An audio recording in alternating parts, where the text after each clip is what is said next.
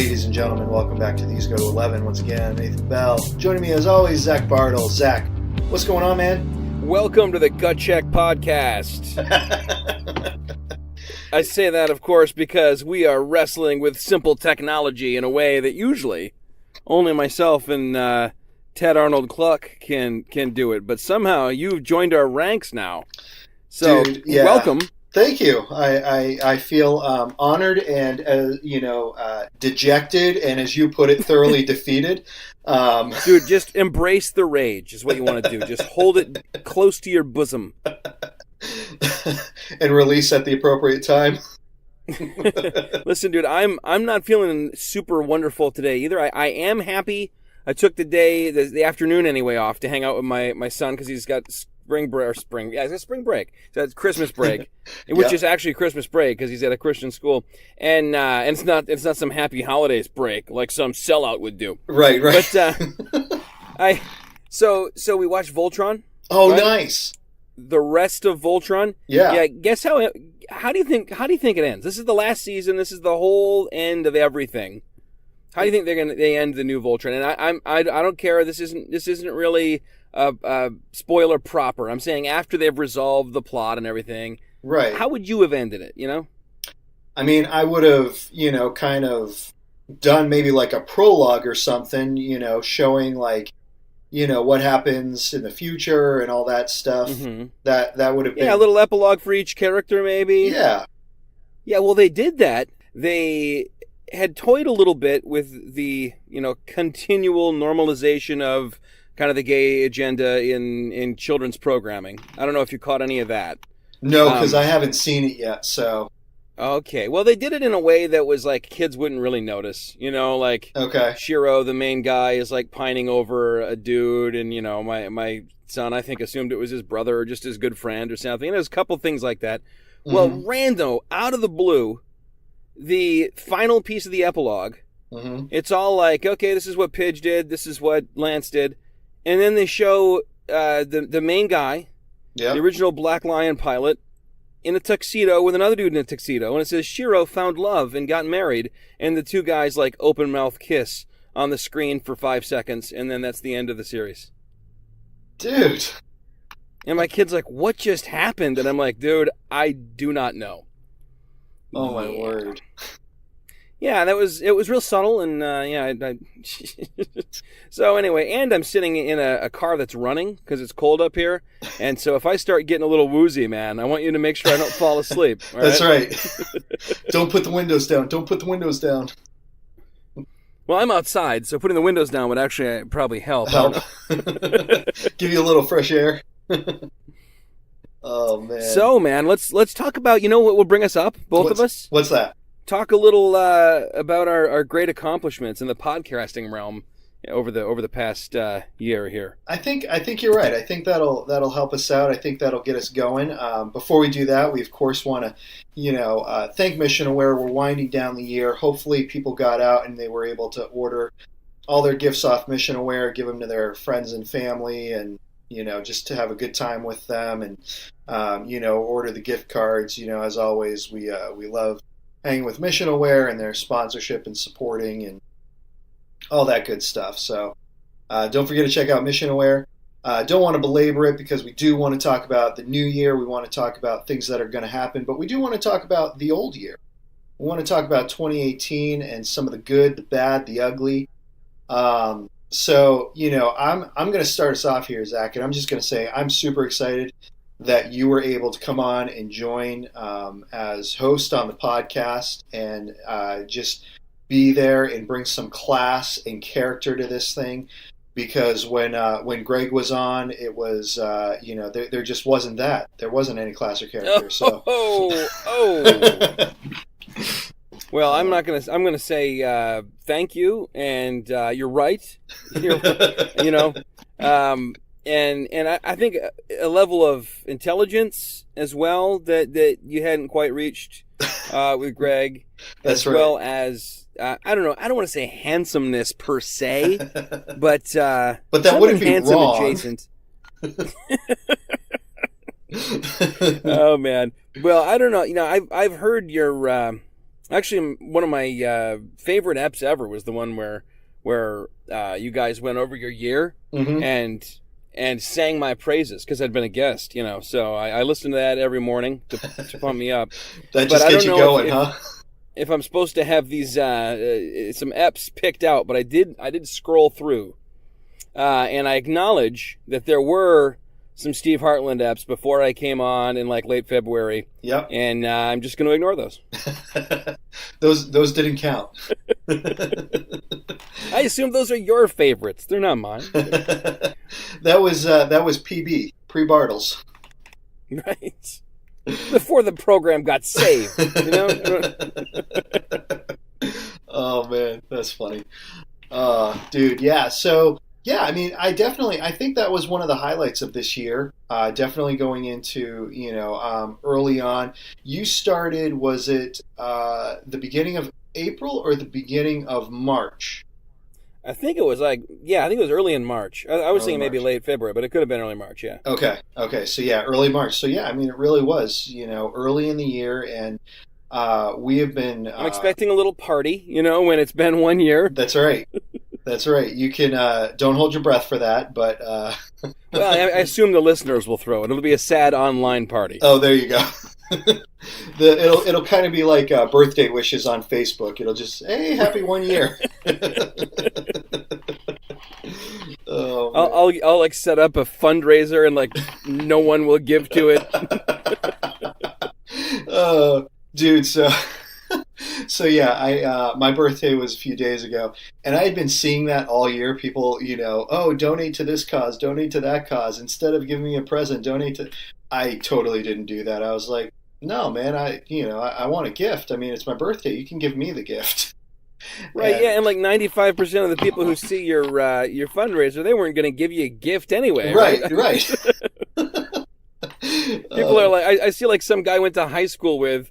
I talked to him like a half of a time until like he friended me a year ago, and I'm like, dude, I'll give exactly as much to your fundraiser as I was going to give you. Right. I'll double it. I'll double what I was going to. You know what? I'm feeling generous. I'll double it. Yeah.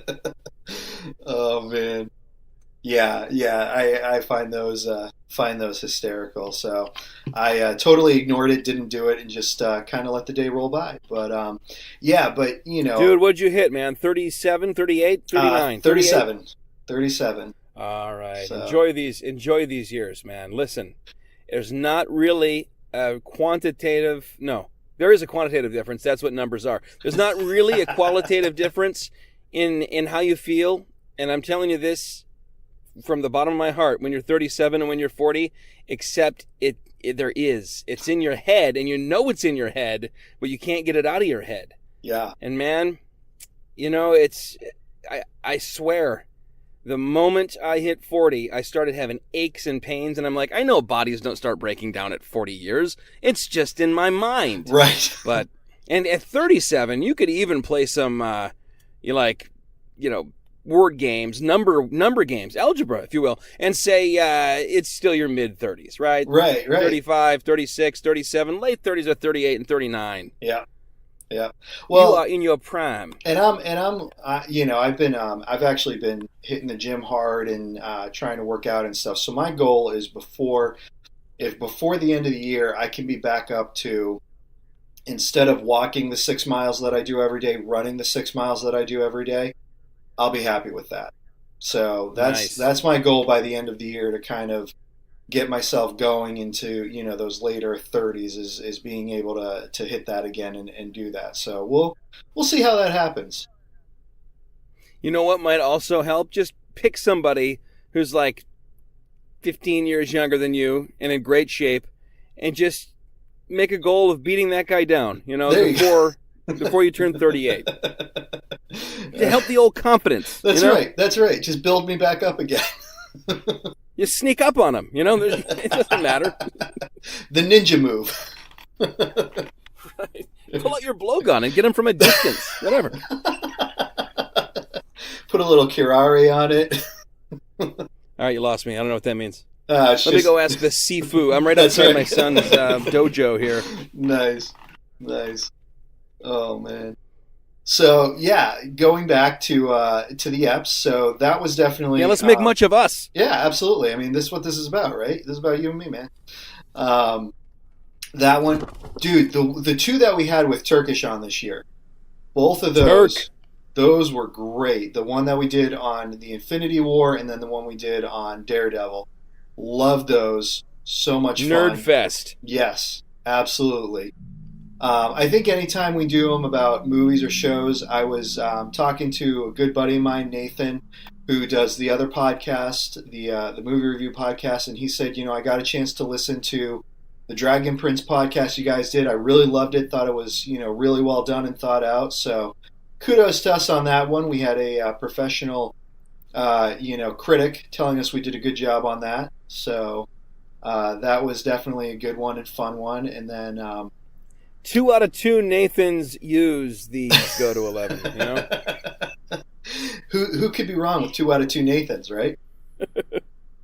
uh, but yeah, I mean, and then of course, I've got to say, I think we've talked about this on the podcast before. I know we've talked about it off air, but when you and I get together and do the podcasts, it's good. But when you, Greg, and I get together and do the podcasts, those are great. And so, dude, my 2 favorite, and there's only been like 4, maybe 5. Yep. But my 2 favorite, Halloween. Yes. And which was great. That was the one where he kept getting murdered. Yes. And then, of course, say what's in this verse. And I know that's really recent, but holy crap, that one's an instant classic. Oh man, absolutely. If that doesn't become like an actual tradition for people to listen to, a growing, slow cult following tradition over the ages that people gather their children around the hearth. In another podcast, we put together a commentary for Die Hard, and I had a couple people say they liked it so much they were going to do that every year. Nice. And I say to those people, yes, sure, but also in order to either get warmed up for that, or after you've gotten warmed up by that, pull out, say what's in this verse, and listen to that, because it's pretty much the most brilliant discussion of Christmas music. I don't know that I'm overshooting it at all when I say ever. I think you're right on there. I don't think it's too much to say that. I think you're right on. So tell me, what are some that come to your mind? Some others that come to your mind, I should say. I really like one where we decided on a topic, but then I started randomly like white boy rapping some Toby McKeon. Yes. And we just completely went off script, and we talked about like 90s Christian music for an hour and 10 minutes. Yes. That was great. That was. It was selling. Why is it selling out? That was our whole topic. Christian music and selling out. Like, why do people get so down on music, great music from a great era, which wasn't great music, but it was just as great as anything else from that era? Right. Absolutely. Totally agree. Do you have a list? Was that on your list? That was, yeah. That one was definitely Wouldn't on it my be cute if our lists were the same? It would be special. You go now. All right. See, here's the thing. You're bringing a different energy today. You're bringing like the I'm trying not to swear at my computer energy. That is. And I'm bringing in half an hour, me and my boy are going to go and literally eat a boat of sushi. They bring it to you on a small wooden boat. Oh, my word. And by that I mean a amazing. large wooden boat. That sounds amazing. Sounds absolutely amazing. All right, so the other one that we did that I'm thinking of, the one on gun control that we did, really, I enjoyed that one. I thought it was good. I thought it was well timed too.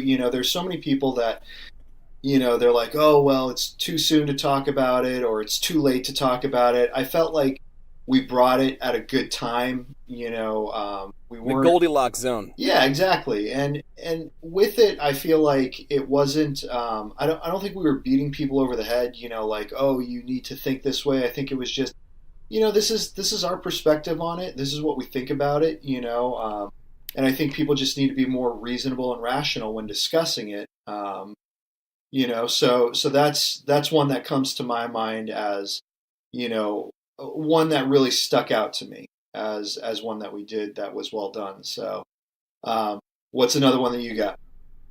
All right, one that was not really well done on my part, but is still fun to listen to, is it was called something about plagiarism.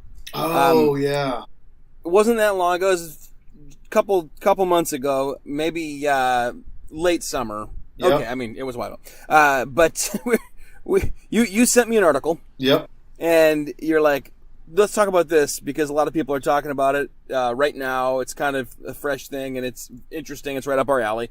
I skimmed the article, and what I had seen when I skimmed it was that there was a church that was like an up-and-coming wannabe mega church that decided they were going to stop showing YouTube clips of like famous pastors and instead wanted somebody who kind of spoke in the style of one of these famous pastors. Yes. So we start going, and you're kind of really down on it, and I'm going, well, hold on a minute. I'm trying to be diplomatic. I'm fighting my natural, inclination to knock everything down for funsies.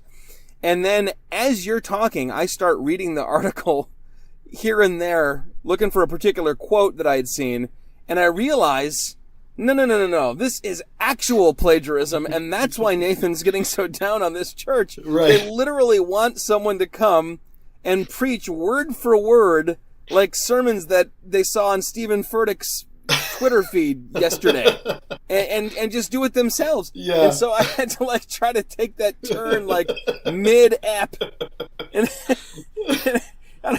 I always listened, and I know I put out a lot of content every week between teaching, preaching, and good grief, 3 or 4 podcasts in addition to that.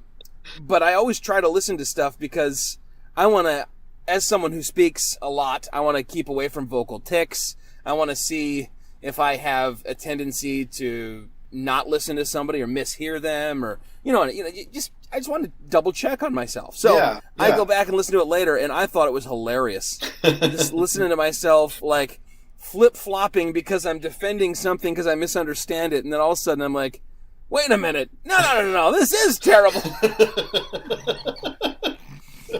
And I could hear, the people who want us to disagree all the time, and they're always disappointed that we don't. We're so happy that we didn't agree. Right. And then as soon as I realized what was actually going on, we did.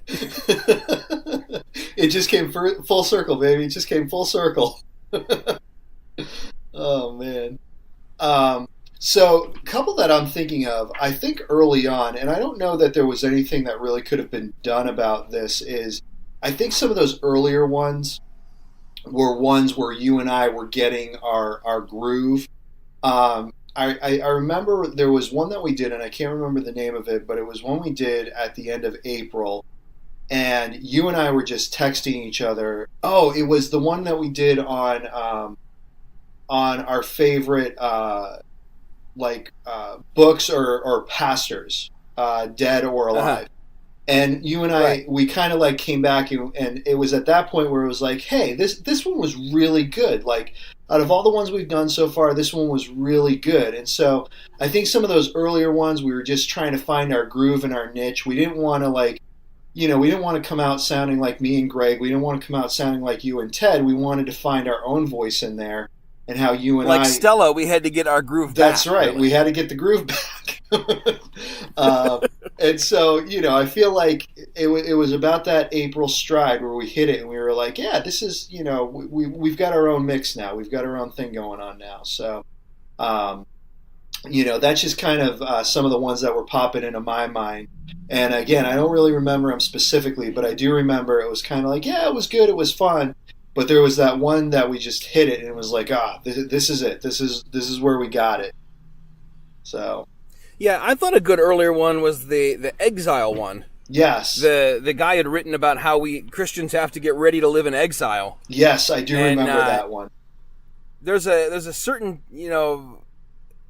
tendency right now to go all to one side. And I think we nuanced that one pretty nice, like Nuance Piper. And we came in with, yes, it is going to get worse in certain ways. Yes, the culture is slowly turning against us, but don't scream the sky is falling. You're just making it worse. And I think we took a long trip around kind of that whole concept and looked at it from a lot of different angles. That was a pretty decent deal. And another like the first one that Greg was on after I started, where he came and talked about his sabbatical. Yes. Dude, that was some heavy stuff and some really good stuff. Like, that was good for me. Yeah. I was like, if we deleted the audio and no one ever heard it again, I'm glad we did this. Yeah. Yeah. And that's, I think those are the things that, we like. We like bringing to the podcast is the realism. I remember doing one, I think it was shortly before you came on with Steve Hartland with one of the guys from Cutlass, the music group, and he was talking about how he had just grown up and, just kind of opened up about his story and being abused as a child. And, like there's a sense of realism that I think we get on this podcast, which is nice at times, and that's not always. We do have our moments where, we look at the reformed pastoral staff and compare them to who we would put in the Daredevil cast. And we have fun with those, and I enjoy those. But I thought that was serious. Oh, that I took that very seriously. You didn't? I took the research on it seriously. You did all 40 minutes of it? That's right. You give me too much credit, sir. All 4 minutes of it? That's right. I was going to say, take out that 0. No, but now, I want to point out, you talk about Cutlass.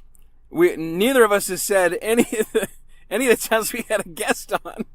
That's so fun. We thrive in a vacuum. But I had jotted down Donor C. Yes. I'm trying to remember. He had a funky name. What was it? It was dang it, Gret Geisler. Or Geiler. Yes. And that was one I went in like a hardcore cynic, going, okay, I think this sounds weird. Mm-hmm. And what is this guy doing? And why do you need to fix something that maybe isn't as broken as everyone wants to make it? And within like 20 minutes of him laying out what they do, I was like, oh my goodness, this is amazing. Yeah. And it was really cool to hear his passion and get introduced to that and help him be able to spread the word about it. Yeah. No, I agree. And I think there are so many things that people just don't realize about when they do donations or they give to causes. There's so many nuances of where the money's going, and people don't realize it. I feel like, you look at, I'll just use Goodwill for an example. You look at Goodwill and you think, oh, I feel good, I'm donating my stuff there, I'm going and buying from there. But you look at the percentage that's going to CEOs and things like that, and it's just like, you're really, it's such a drop in the bucket of being able to actually help that it's ridiculous. But you look at what Gret's doing and see, man, all the money that we are providing is actually going to helping these people and truly making a difference. And to me, that's where we should be at is what can we be doing to help and make a difference in people's lives, and it's what I love about it is they're not just about throwing money at the problem. They're about providing real solutions for these people, so it's not, oh, we're not going to just send over these, hundreds of thousands of dollars to this nameless group or organization. It's this money's going to this particular thing, and they have to meet these criteria in order to be brought into the program. And so even on Gret's end, he's making sure that the people who are requesting the money are doing what they're supposed to be doing with it. And what was beautiful about it was the one-on-one, completely democratic accountability model. Yeah.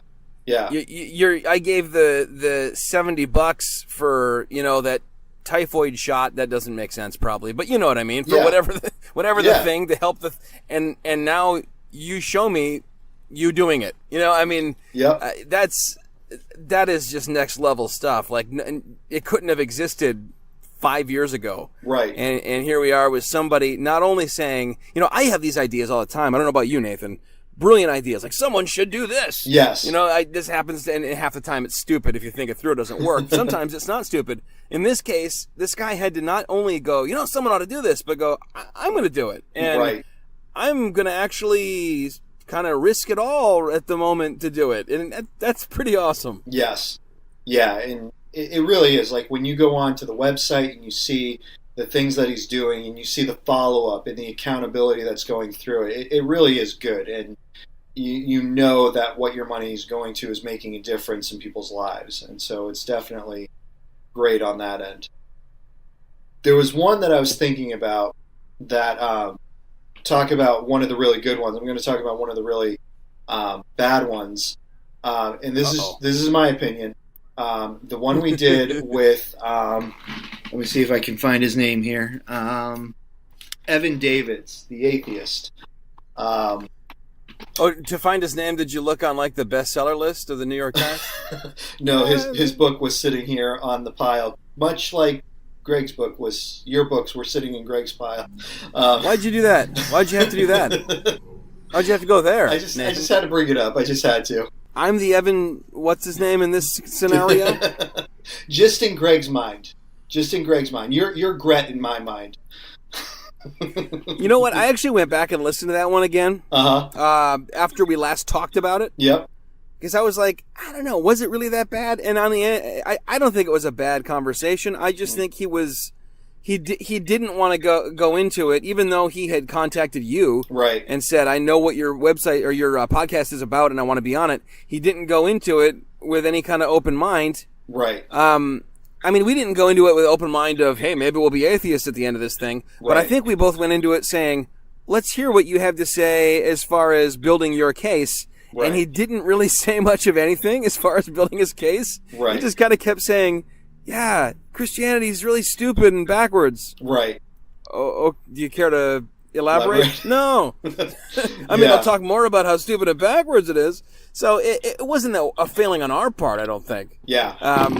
I just feel like he wasn't honest about what he wanted to do. Yeah, yeah, and I think in terms of like a failing though, like that's probably something because in all fairness to you had you were kind of like I don't know if we should do this or not, and you had put up a couple warnings, and I had pushed a little more for it, and so probably in hindsight I would have gone back and been like, yeah. I agree with you. I don't know that this is necessarily going to be a productive conversation. I mean, you couldn't know though. Like you're thinking about when you and Greg had the Muslim gentleman on. Yeah. And it was a good conversation. It was just like, let's talk about different belief systems and all understand a little more about them at the end of the day. You have an opportunity, you have permission, in fact, a mandate from that person to articulate the gospel. Right. And you also, kind of understand where people are coming from better. Yeah. Great. I mean, like, this guy, it's like, I already knew where armchair keyboard warrior atheists are coming from. I didn't need that. But he doesn't represent atheism. Right. I know so many people who are like, man, I got family that are very fascinated by what I do and religion in general, Christianity in particular, are atheists or agnostic, and don't, but I guess the fact that he wrote the book with that very polemical name could have been a tip off. Yeah. Yeah. Fair enough. It's interesting because I've gotten since then several requests from a publishing company about having different people on in that camp, in the atheistic camp, and so I've got the email address and I'm holding on to it, but I really I haven't done anything with it. But that has kind of spawned something there. So it's possible that some other things could come up in the future with us, but for now we'll just kind of leave it on the back burner and see where the new year goes.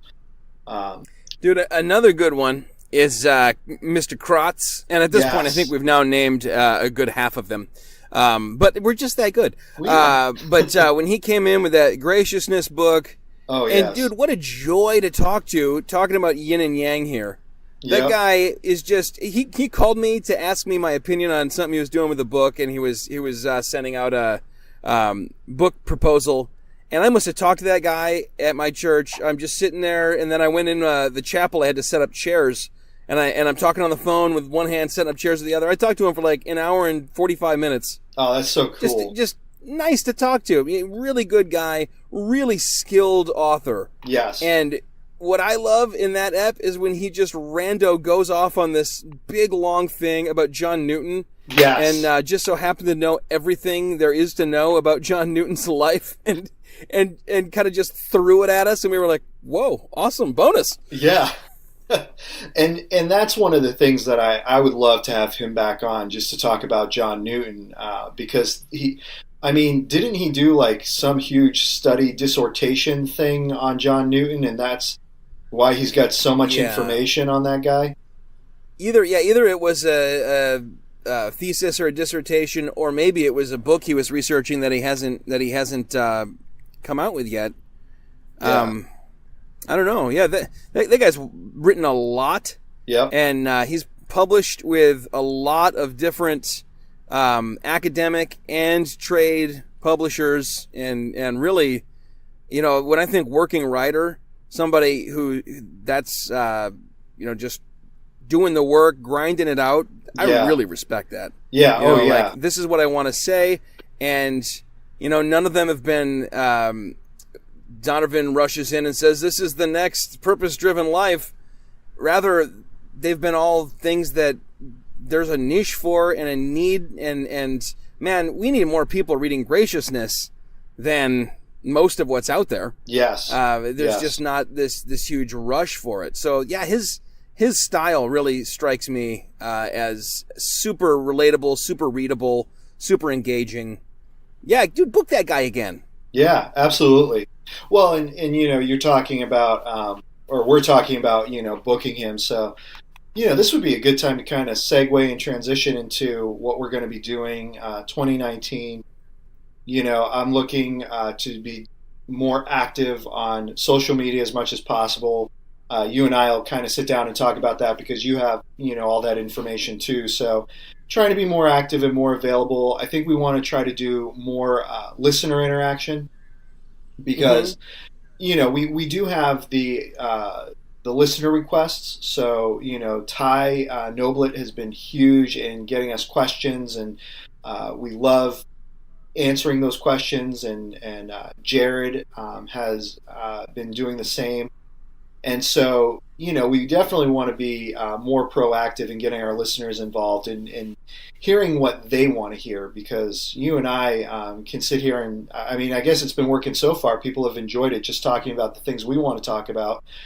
But we also want to know what our listeners want to hear about. And so I think, being more involved on Twitter and Facebook, getting those suggestions and ideas from people about what they would like to hear is going to be one of the things that we're going to do. Also, we do have a list of guests that we want to try to get back on. Jeff Krotz being one of them, or John Krotz. John. Sorry. You called him Jeff. That's his brother, right? Yeah, I flashed back to Jeff, who was actually a regular on here when we first started the podcast. What's he do? Should you get him on too? Nostalgia. Yeah, we should. We should try to get Jeff on. What would be great is if we could get them both on. Get them feuding. Oh, that would be so much fun. Let's see if we could do that. John, I know you're listening. Jeff, you might be listening. So let's see if we can get John and Jeff on here. That would be fun. That would be some fun stuff. But we, talked about getting Pickowitz on here again. So, dude, the Wits unfollowed me. I think I bombed that bridge. I didn't even want to. Oh, really? Oh, man. Let's get him on and we'll make up. Okay. We'll do a public reconciling. Dude, there'll be all tears and snot and everything. Or maybe just a couple of really sterile, very carefully crafted apologies, like, if anyone was offended by my recent blah-bitty-blah. Oh man, that's funny. We'll have to see what we can do. But we need more Turkish. We do, yes, absolutely. And man, speaking of Turk, I got to tell you, went out and saw the new Aquaman movie today. Yeah, enjoyed it. I actually enjoyed it. I thought it was good. Have you seen the new Spider-Man movie? I haven't, but I heard it was fantastic. It blew my mind. I watched the trailer for Aquaman again because you know who told me to watch it was our boy Jared. Yep. He was like, just forget everything you think you know about it. They fix a lot of the problems the DCU has had. Mm-hmm. And I watched it and I was just like, I'm not, I know you're more into fantasy than I am. Mm-hmm. I can't get on board with this. And I said to my son, I said, dude, there's movies in the theater that you want to see this Christmas break. There's Bumblebee, and he's like, yeah. And I'm like, Spider-Man. He goes, oh yeah. And they go, and Aquaman, and he's like, eh. But you thought it was good, huh? I did. I liked it. So let me ask you, overall with DC, did you enjoy any of the DC movies?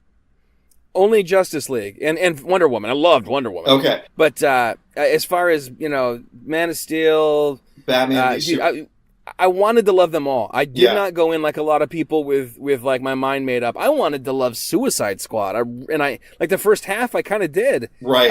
But man, they keep on just shooting themselves in the foot. I mean, Wonder Woman was great. Wonder Woman 1984, I'm beyond stoked about. Yes. I'd like to see them do a Flash movie. And Yep. Justice League, it was quite good. It was what you wanted. It was what you came for. It was nothing special. It was what you paid for. Yeah, and that's what I was. I really what I enjoyed about Justice League is, to me, that was the Superman I wanted to see in Man of Steel and Batman v Superman. Was the one we got in Justice League, and unfortunately, it took us 3 movies to get him.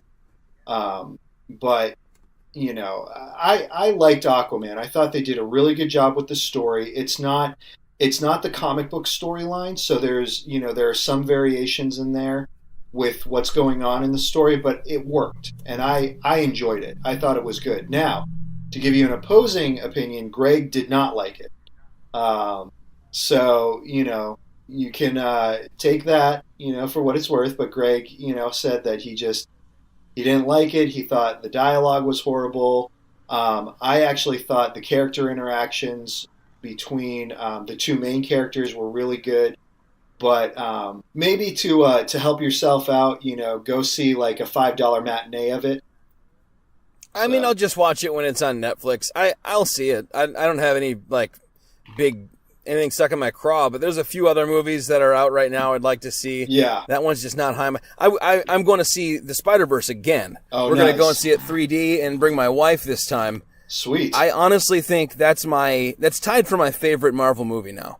Winter Soldier and that one. That's great. The animation style, the way that it was, looking like a comic. They even had intentionally had the defects of offset printing. Yep.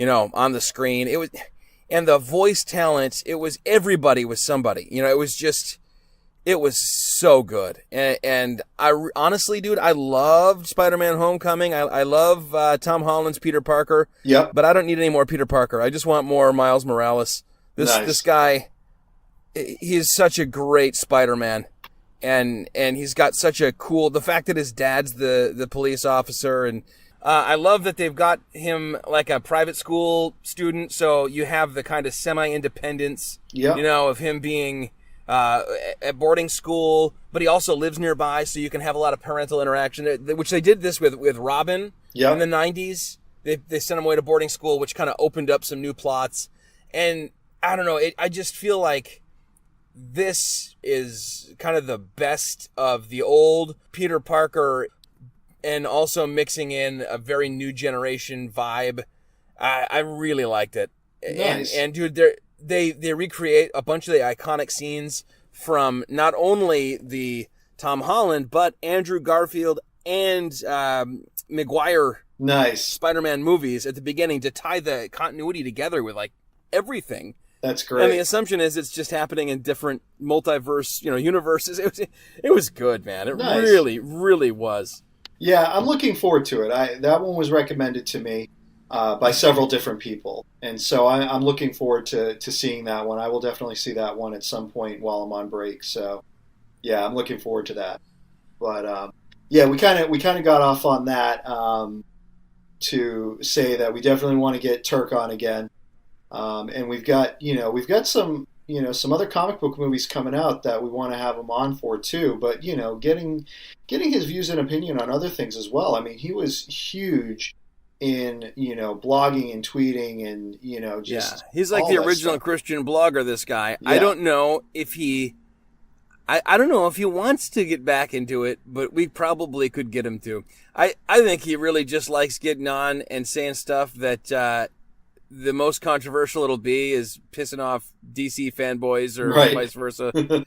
But he retired from his the throne of Christian blogging / Twitter presence, and I want to respect that. You know what I mean? Yeah, I don't want to try to force him back into the game, as it were. Yeah, absolutely. But you and I aren't out here like watch blogging, watch potting anybody. Right. It's usually pretty tame. Yeah. Yeah.